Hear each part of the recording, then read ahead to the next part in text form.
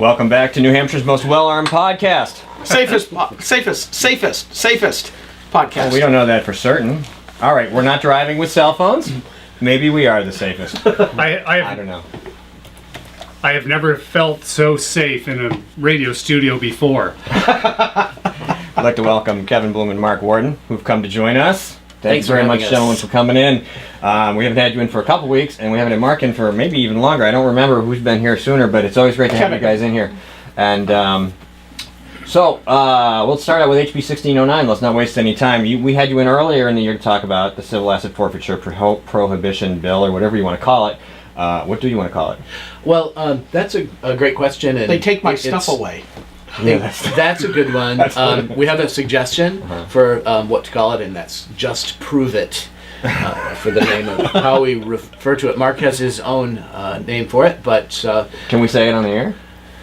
We're not regulated by the FCC. Oh, okay. I shorten civil asset forfeiture to ask for it. Ask for it. Okay, that explains the email. Yes. I was wondering about that. Like civil. See, there is this asshat word that is used in the internet so that you don't get dinged by the search engines like Google for saying bad words.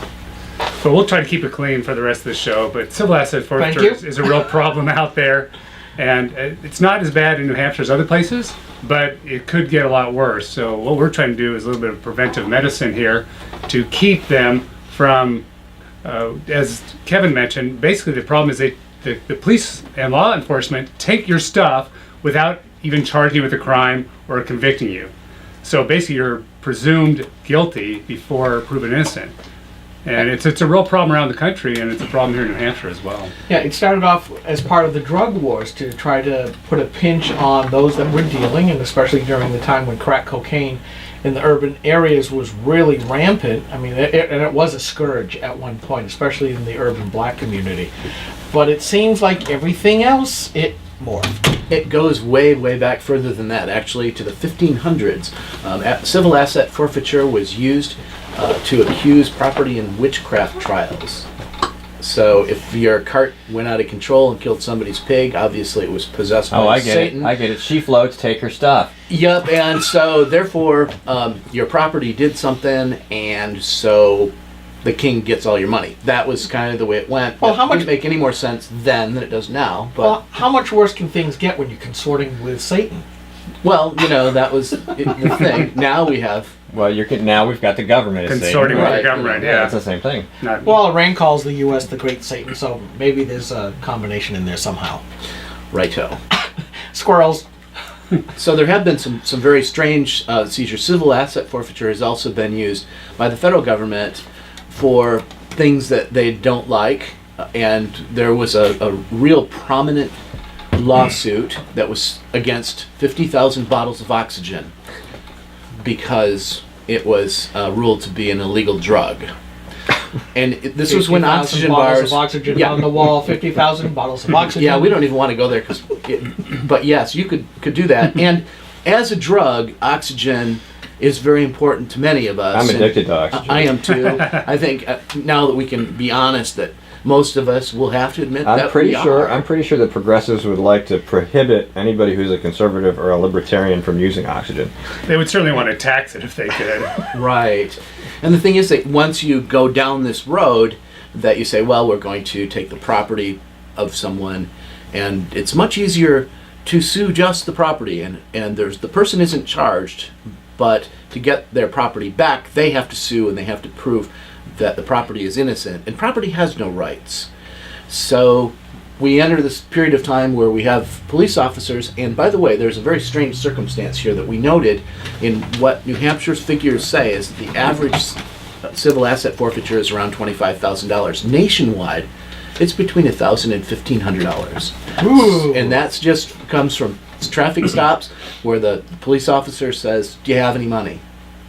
And if yes is not a good thing to answer. Yes, I do. Well, golly, that might have been used for drugs. So we're going to take it and say it was, whether there's any proof or not. So most people, in my opinion, and in the opinion of the Institute for Justice, simply don't report it because it costs more than $1,500 to get an attorney to take the case and successfully prosecute it. You have to love it when the government sets up a system where they can just take your crap and it's up to you to get it back. I love that. Right, and it gets worse. That's sarcasm.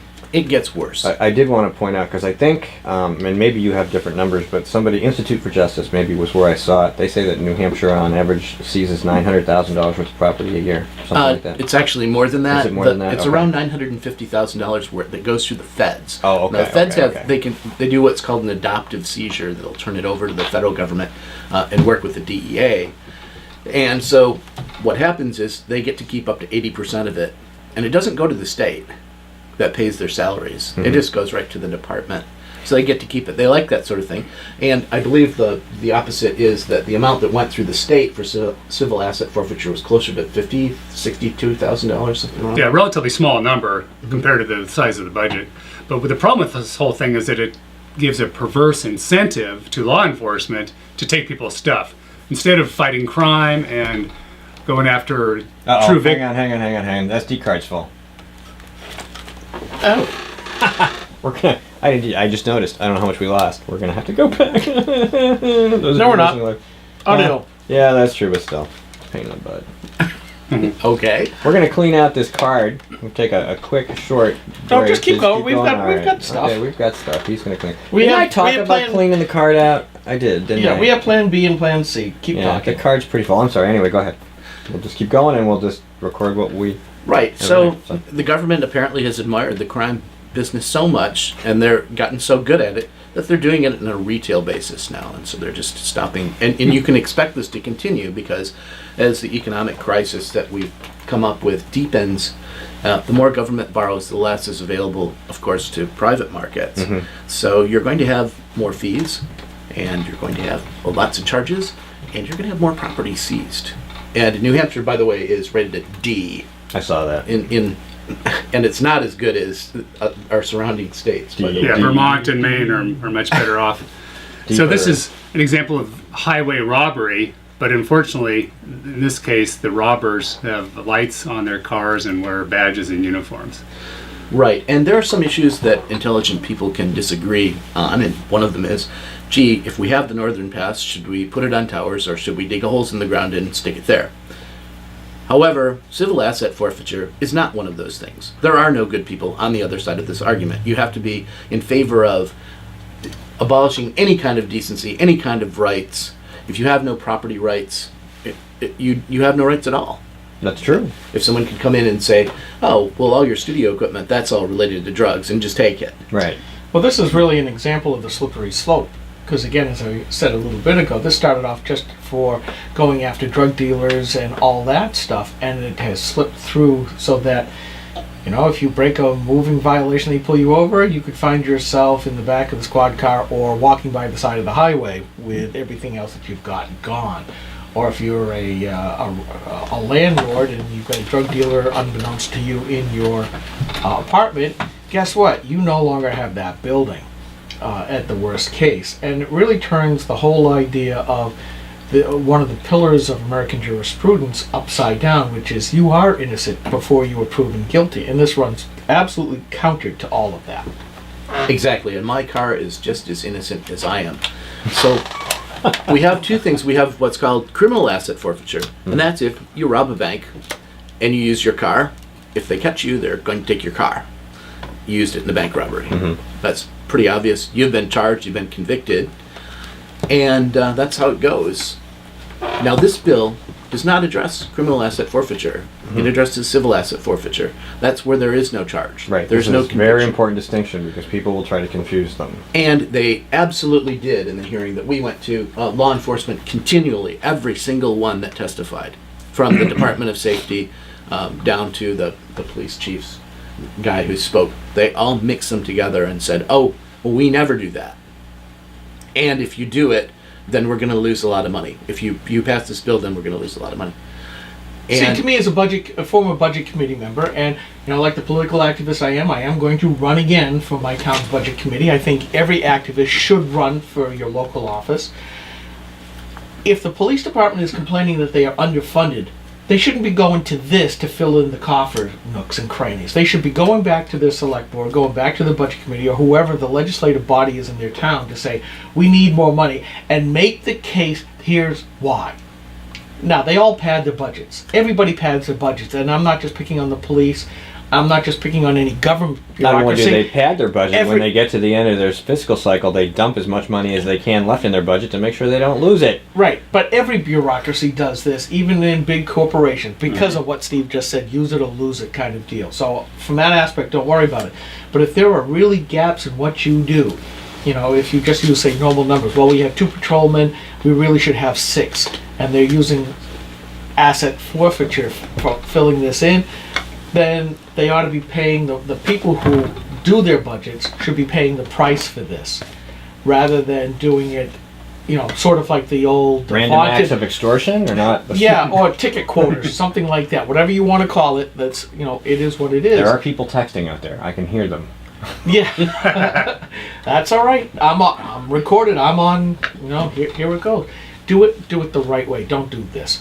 And people who do this in this kind of testimony, I wish we would get rid of governmental indemnity, so that when you do the wrong thing or you intentionally say the wrong thing to mislead people, you can be put on the hook personally. Right now, we kind of shield all of government. It becomes this big black wall or firewall that says, nah, you can't do anything to us. Well, we ought to be able to, because supposedly they are our public servants, not that they are our rulers.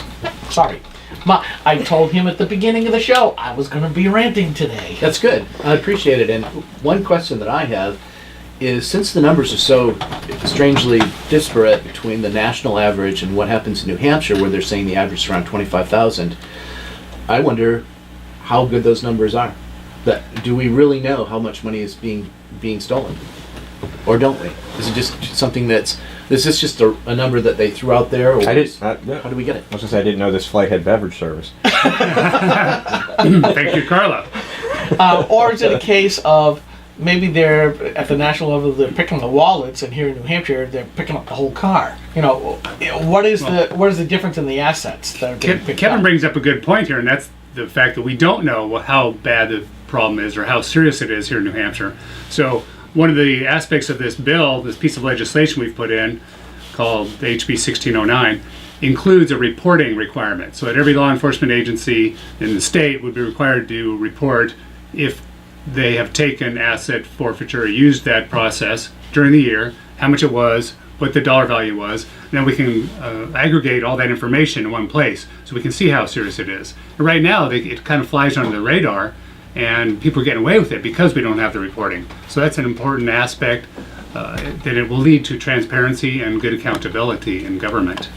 It would also be nice to see, and it's probably not part of this bill, but what's the level of effort and expense citizens who have done nothing wrong, what do they have to spend to get their own stuff back, especially if the allegations turn out to be baseless? Well, as Caswell said, there's a gentleman who testified in the hearings, and he's fairly well known. I believe it's Tewksbury, and Mr. Caswell owned And the an inn. hotel. Yes, and Yes. the hotel, yes.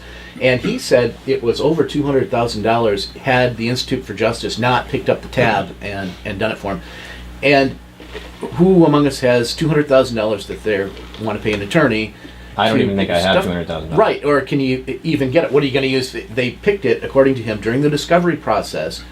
They found out that the police had picked his property because it had no mortgage on it. All right, it was hang on a worth sec. $1.5 We're million. going to take a quick break, and we'll be right back. Yeah, when we come back, I'm going to give a quick synopsis on that, because most of our listeners have no idea I was just what going we're to say, talking let's about. recap that Well, case. can you do that? I will start, and Kevin will chime in Yeah, if so that in way case I missed something. we don't have to say a word, Okay. which is what you he's can. always accusing me of needing to do. I like to let my guests talk. Most radio hosts don't. Most radio hosts like to I'm not talk. here. They can read me anytime they want. I tend to blither. I'm here to let other people talk. I mean, I have things to say, but if you're already saying them, why the hell should I do say a them? Rich Gerard show once in a while, and I can't get a word in edgewise. He calms me down, and I'm glad I'm always he doing does. this. Yeah, I get on a rant and a roll. It's like, wow. They came here to talk to us, not Yeah. to listen to us. Yes. I mean, it is a This is a GrokTALK. good It's place to talking. listen to you, though. Huh? This is a good place to listen to you. For right here, you know. Yeah. Now, next, if you come back again, and I hope you do, just go. And I'll get the hint. That's fine. Okay, we're back, and we had a discussion offline that we're going to continue right now. And you'll be able to see that on the video when I put it up. That's right, and you'll be getting some of the audio from the video because we had our SD card got full and we lost a little bit of that. So when I post it, you'll be missing a bit, but we'll still have it. You can still check it out. So anyway, So we referenced a case that happened down in Tewksbury, Massachusetts, a few years back, and the the Caswell Motel was seized by the feds. And this was a longtime owner of this small hotel in Tewksbury, and he had been very cooperative with the police and his neighbors, never had any complaints about him over the years. One day he gets a letter in the mail that says, "We are taking your hotel. It now belongs to us, the federal government." And he thought it was a joke at first, so he kind of brushed it off. Finally sent it to his accountant, then to his attorney. They said, "No, this is a serious problem." It took him 5 years to fight this. The federal government, using the civil asset forfeiture rules and supposed drug-related offenses, seized his hotel because over the span of 10 years, there were a dozen different drug busts in his hotel. The funny part is he didn't even know anything about them. These were small-time drug deals that maybe the cops found. And it came out in testimony during the case, which was he was defended by Institute of Justice attorneys. It came out in the case that they asked the policeman, well, how do you choose an asset to go after? How do you choose which people to prosecute using asset forfeiture?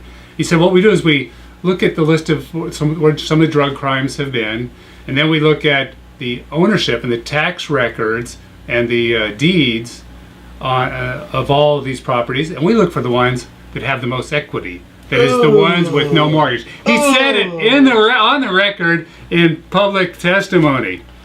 So it was it's just egregious abuse of civil asset forfeiture, and it couldn't have been a better example of how perverse the system is. These guys, they got the good stuff, and then we go get it. Well, Jeff Cooper has a video out. He's a former police officer, and he did a lot of these arrests. And he says that they would look for red Camaros if they wanted a red Camaro, or if they wanted a Corvette, and they'd look at the car and say, "Well, we think we're gonna get something from this one," and they'd stop them. And they also showed there's some other things. If you look for Jeff Cooper's DVDs, he was also a dog trainer, and he's like, "This is how you make the dog say, yes, there's drugs in this car." And personally, I've taught a Boston Terrier to respond to, say, cheese and bark. And that's basically what they do is they say, find the drugs, and the dog barks. And then they say, well, the dog's just sniffed out drugs in your car. Well, that's what they're doing in related cases down along the border or within the 100-mile buffer that they claim that the Interior Department can set up these Constitution-less checkpoints. That's it, where they're checking for illegal aliens. But they're basically pulling everybody over. And there's a bunch of videos out where, am I being detained, sir? Which means, why are you stopping me? Do you have a real reason? And usually the guys in the cars or the trucks are all sounded up and videoed up. And they're catching these guys. And yes, there have been a number of videos where they bring the dogs over. And the guy who does the videos, proven, I don't do drugs at all, never have, never will. And the dog gets alerted for the drugs. And it's exactly what you say. And it's horrible to see our government doing this. You got to have your dog in your car, and you go, my dog smells tyranny. Get it on video. Somebody do that and send it to me, please. Yeah, some of these tactics they're using nowadays remind you of the old Soviet Union or even back to the days of Nazis. Yeah, it's not quite that bad yet, but it seems like it's getting that way with the TSA and FEMA and these people. The just East German Stasi was it's like the Olympics in Russia now. Cameras everywhere. Everybody knows they're being recorded. In their showers. They're like, oh, I didn't know they were still like that. Oh, yeah, they kind of are, and that's really what it's like. Everybody gets stopped, everybody gets checked, everybody gets frisked, everybody gets recorded, and that's the state that we're in. We've talked about the spying and the drones and the TSA pat-downs and all the other crap, and it just accumulates, and people are like, it's just one more thing. It's just one more thing. It's just one more thing, and then one day it's everything. And you, how did I get here? Well, dumbass, it was that one thing way back there where you went. It was just one thing. That's why we do what we do. And I say thank you to you just brought this up. I'd like to thank all of the representatives who voted together on both sides of the aisle to defeat HB 675, the license plate scanner bill. Yes. Yay! Yes. New Hampshire, only state that's banned those. Yeah, and great. HB 1279, which had a voice vote, I believe. I just read it off the 10th Amendment Center website. HB 1279 was a bill to prohibit indefinite detention. Oh yes, that was a good victory. Right. as well. So go to the 10th Amendment Center. They got a big. I linked to it from GrokTALK.com. If you want to go that way, that's fine. Go check it out. They did all the heavy lifting, so I just quoted them and gave them the credit because there are so many bills to follow and so many things, which is why we have folks in and why we get people to send us email and why we check Facebook because you get 1,000 bills and half of them are crap, and half of them, not half, but a small percentage of them are ones you really want to push because they're going to give you some of your freedom back, and it's hard to find all those little nuggets out there. So when we do find them, we like to give people credit for those things. And this is a great, great bill. Other states have passed parts of this bill. No one has passed the whole thing yet. If we do, we'll be the first state to manage it. And it's a huge step. We've figured when we went into this that it was going to be a no-brainer for folks because we have the Institute for Justice, we had the NHCLU, we have the NHLA, of course, and pretty darn near everybody else. And there was even a phone call made to Ann Rice at the district attorney's office to say, do you have a problem with this? And what was her response? Do you recall? She said only one little problem that we could work out with an amendment, but overall she was okay with the idea. She doesn't like limiting law enforcement from doing whatever they want, but she thought it was fair. The problem is the committee, which is the Judiciary Committee, didn't really want to spend the time to go through it and study it as well as they should have. And it looks like they're hesitant to pass this. So for your activists who are out there in here in New Hampshire who are listening, please call somebody on the Judiciary Committee and urge them to pass civil asset forfeiture reform. It's important. And if you want to do even more than that, you can contact your own rep and ask them to contact the Judiciary Committee and tell them what they should do, which is vote ought to pass on this bill. Kevin started a great Facebook page, so I know a lot of your listeners are on Facebook. Kevin, what's the title of that page? They can go get Reform the asset details. forfeiture. Yeah, get the details there. So Reform Asset Forfeiture on Facebook. If you look up Asset Forfeiture in New Hampshire, I'm sure you'll find a couple other things that might be of interest. This is definitely something. This is the cops taking your stuff, ladies and gentlemen, without any reason at all necessary. I mean, yeah, technically they're supposed to have a reason, but they don't need one. And let's be honest. Recently in New Hampshire, the police haven't been faring very well in the press. We had the police officer in New Boston, I forget where it was, telling college girls at Colby Sawyer College, I'll drop the charges if you let me take some risque pictures of you. He resigned and he can't be a cop anymore, but he's already got over 25 years in. He's got his pension. The New Hampshire AG's office is like, yeah, no big deal. So he's off collecting his pension, which is probably more than I make working. And then we've had other cops who are the cop and Ware they're having trouble with. There's a one out in Seabrook they're having all kinds of problems with past and current police officers down there. So these guys, they're human beings just like us. They aren't any different. They are people. Well, they are different. I don't want to get into discussion about the kind of people that become police officers because that would suck up our last 2 minutes. But yes, and we're not allowed to shoot fleeing suspects in the head. Exactly. Yeah. There's another one. It's been a really bad couple of months. But this is just the stuff you're hearing about it. There's a lot of stuff that goes on you don't hear about. And we want to think better of those that serve to protect us, and most of them do. But Steve, you bring out the important point. They are all human, and they're just as subject to all the failings that the rest of us are. Folks, any closing words? If not, yes, I will. Please do. We'd like you to remember the number. When you talk to reps, you can reference HB 1609, or if you want to look it up, you can read the entire bill online at nh.gov and go to the legislative section. But when you talk to your representative, talk to them about the Reform Asset Forfeiture Bill and the need to stop police from stealing your money at gunpoint. Just prove it. All we're asking is that you have the same rights as your property does, and you're not have your property taken unless you're convicted of a crime. Right. It's a good deal. All right. So coming up in our next segment, we will have Carla Garicki. Am I pronouncing that right? She'll correct you. It's Garrick. Garrick? Okay. Because we had I'm just going to write it down so I get it right.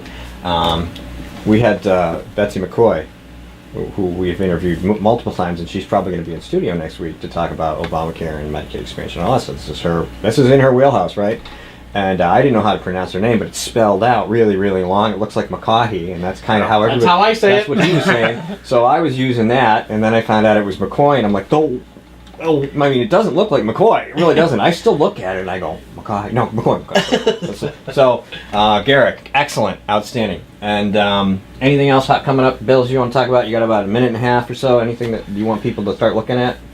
Well, I'm very interested in HB 153, which is the industrial hemp bill. It was turned into a study committee by the Senate, passed overwhelmingly in the House. So this means they say they're going to draft people from various committees and have them take a look at the bill. And, of course, it's already been passed into law now as part of the Farm Bill. So industrial hemp is legal for states that have already made it legal in their own laws, which does not include New Hampshire, unfortunately. But it does include Maine and Vermont. We've been trying to pass this one since 1999. It's past time. It has no THC in it. There's no drugs. Can't smoke it. It's just for making rope and for making shirts and for making hempcrete, which is actually a great building material. And right. We'll have to link to that post because we had a great discussion about hempcrete, and it is. I mean, you've got this idea in your head what hemp is, and it's wrong. Okay, listen, it's wrong. Okay, and thanks to Kevin, we haven't much. I didn't think about it. I don't think about hemp. I think of rope. That's what I think of. So, I would never think of lighting it up. But that's a nickname for marijuana, and trying to decriminalize that too, which is another discussion for another day because we're running out of time. But we'd like to thank both Mark and Kevin for coming in to talk to us about HB 1609, civil asset forfeiture. Please do talk to your state representatives. Please do contact the Judiciary Committee because that. I know we contact a lot of reps and committees, and sometimes they don't listen, but sometimes they do. And if you don't contact them, they're never going to listen to you. So let's do that. Get out there. Pick up the phone. Write an email. This is GrokTALK. We'll be right back with Ian Underwood and Carla Garrick.